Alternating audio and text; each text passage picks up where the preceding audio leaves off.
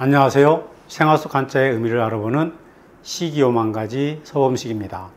지난번 영상에서는 식물의 뿌리를 그린 안일 부자와 옳지 않다고 말하는 안일 부자에 대하여 알아보았고, 또 화살이 떨어지는 모양을 그린 알지자와 그리고 말과 소리를 창으로 적어서 아는 알식자, 그리고 밝다, 슬기롭다라는 의미의 밝을 철자까지 알아보았습니다.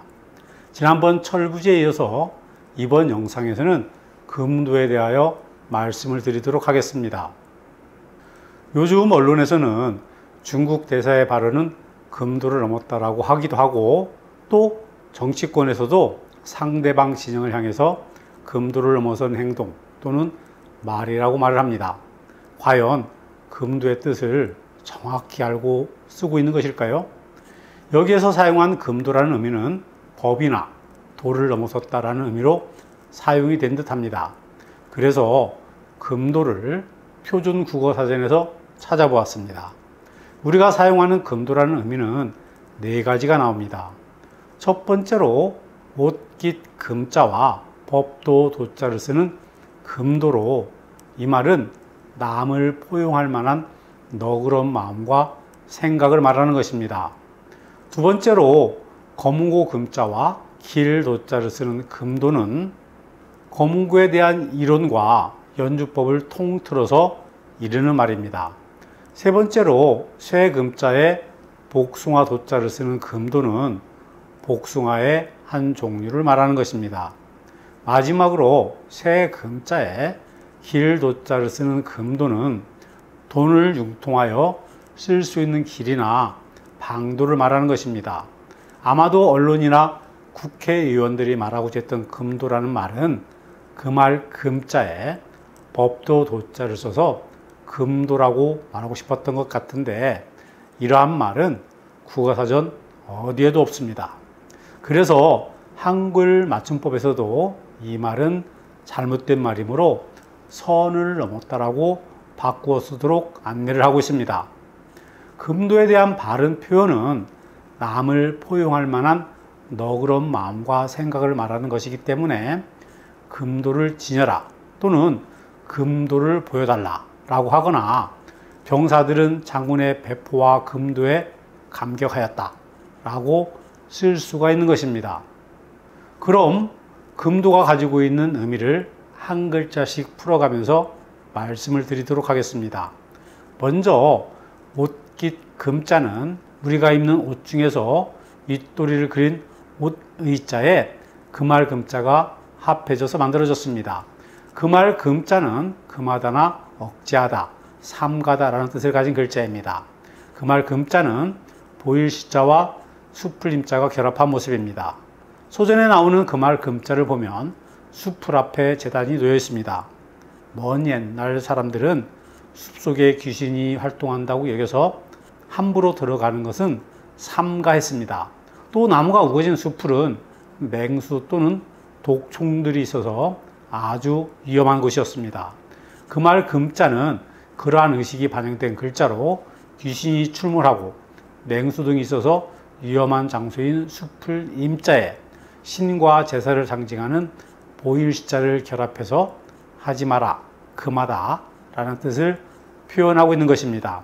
그래서 금알 금자에 옷의자가 합해진 옷깃 금자는 옷에서 중요한 옷깃이나 옷깃한 가슴에 품은 마음 또는 생각이라는 뜻을 가지고 있는 것입니다. 그래서 우리가 자주 쓰는 말 중에 마음심자에 옷깃 금자를 써서 신금을 울리다 라고 하면 마음속에 품은 깊은 뜻을 울리다 라는 말이 되는 것입니다. 또 대궐신자에 옷깃 금자를 쓰는 신금은 임금의 마음이라는 뜻이 되는 것입니다. 다음으로 알아볼 글자는 법도 도자입니다. 법도 도자는 법도나 헤아리다 라는 뜻을 가진 글자입니다. 법도 도자는 집 엄자와 스물 입자 그리고 또우자가 결합한 모습입니다. 본래 스물 입자는 스물, 열십이 두 개인 20을 표현하는 글자이지만 여기에서는 돌멩이를 표현한 모양입니다. 이렇게 돌멩이를 그린 수물 입자에 오른손을 그린 또자가 결합한 법도 도자는 집 주위로 돌멩이를 던지는 모습을 표현한 것입니다. 법도 도자는 원래는 헤아리다 라는 뜻을 위해서 만들어진 글자입니다. 그래서 큰 집을 뜻하는 집 엄자에 돌멩이와 손을 함께 그려서 돌멩이를 멀리 던져서 길이를 잰다는 뜻을 표현했습니다. 법도 도자에 아직도 던지다나 재다라는 뜻이 남아있는 것도 바로 이 때문인 것입니다. 고대에도 길이나 무게는 국가가 정한 기준에 따라야만 했습니다. 그래서 이렇게 길이를 헤아리다 라는 뜻으로 만들어진 헤아릴 탁자는 후에 법도나 법이라는 뜻을 갖게 되었습니다. 조선말 대한제국에 존재했던 관청으로 탁지부가 있습니다. 이 관청은 국가의 재무를 담당하던 부서로 오늘날의 기획재정부에 해당이 됩니다. 탁지라는 말은 탁용지비의 약자입니다. 용처를 헤아리고 쓸 것을 지불해라. 국가재정 운영의 기본에 대한 모든 것이 함축이 되어 있는 말입니다. 탁용지비 이 말은 기획재정부 장관 집무실에 걸려 있어도 좋을 만한 글입니다. 또 역사 수업 시간에 헤아릴 탁자의 의미까지도 포함해서 아이들에게 가르쳐주면 이해도 잘 되고 오래도록 기억이 될 것입니다. 탁지부는 원래 위나라 조비 때 설치한 관청에서 유래가 되었습니다. 수나라 때에는 민부로 불리우다가 당나라 때는 태종 이세민의 민자를 피하기 위하여 호부로 바뀌었다가 대한제국에서 사용을 한 것입니다. 아픈 역사가 숨겨져 있는 정부 부처의 이름입니다. 오늘 함께한 글자들을 정리하도록 하겠습니다.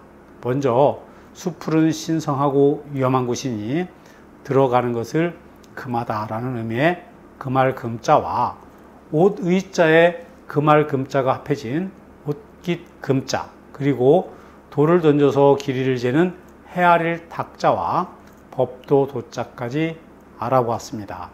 오늘도 여전히 전과 같이 끝까지 봐주셔서 감사합니다.